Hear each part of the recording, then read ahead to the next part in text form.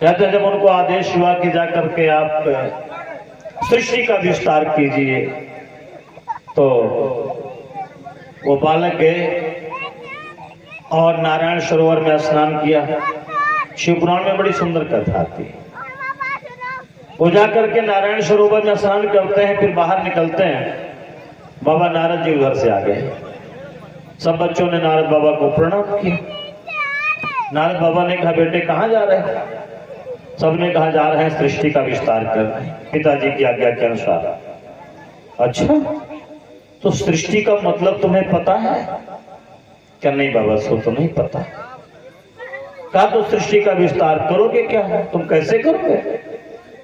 कहा, शादी विवाह करेंगे, बच्चे होंगे। अच्छा, फिर क्या करोगे साहब? फिर उन बच्चों को पढ़ाएंगे, लिखाएंगे, उनकी सेवा शुश्रूषा करेंगे। अच्छा, फिर क्या करोगे? फिर वो बड़े हो जाएंगे और फिर साहब उनकी शादी विवाह करेंगे। फिर क्या करोगे? अरे फिर क्या करेंगे? फिर नाती पोतों को कंधे पर लाद करके और मेला दिखाएंगे, उंगली पकड़ करके गांव की गलियों में टहलाएंगे, ये करेंगे, वो करेंगे। अच्छा, उसके बाद क्या करोगे? अब उसके बाद क्या करेंगे? उसके बाद करेंगे ये कि साहब बीमार होंगे, बूढ़े होंगे, एक दिन खांस खकार करके और सपर जाएंगे। किसी शायर ने कहा था कि क्या बताएं दोस्त हम क्या क्या नुमाएं कर गए, क्या बताएं दोस्त हम क्या क्या नुमाएं कर गए। पढ़े लिखे, नौकरी करी, पेंशन लिया और मर गए। नारद बाबा ने कहा, क्या मनुष्य जीवन का, इस बेशकीमती जीवन का इतना ही मात्र उद्देश्य है?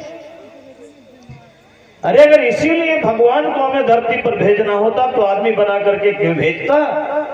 क्योंकि ये उद्देश्य तो ये कुत्ते, बिल्ली, गधे, घोड़े, ये सभी पूरे कर लेते हैं। इस शरीर में भी मात्र पेट पालना, प्रजनन करना, ये जिम्मेदारी तो ये सारे जीव जंतु भी कर लेते हैं। तो इसके लिए बड़े भाग मानुष तन पावा, नर तन सौने कोने देही, इस मूल्यवान शरीर को देने का क्या अर्थ था करने?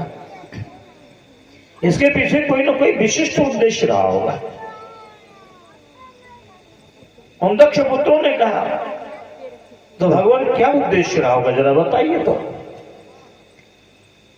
कहा, वो उद्देश्य ये था, अपने जीवन को पूर्णता की ओर लेकर के जाना। और पूर्णता कब हमें प्राप्त होगी? कहा, बिंदु तब तक अपूर्ण है जब तक वो सिंधु नहीं हो जाती है, और आत्मा तब तक अपूर्ण है जब तक वो परमात्मा तत्व को उपलब्ध नहीं हो जाती। तो आत्मा की पूर्णता परमात्मा की प्राप्ति में है।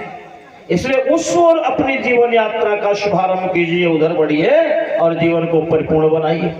उन्होंने दीक्षा ली कि और सारे के सारे बच्चे चल गए, धर्म में दीक्षित हो गए, सन्यासी हो गए, अध्यात्म साधना में लग गए। मैं निवेदन कर रहा था, ये कौन करता है? नारद बाबा करते हैं। नारद बाबा करते हैं। नारद बाबा उस महान व्यक्तित्व का नाम है जो निरंतर दूसरों को ज्ञान देने का कार्य करते हैं।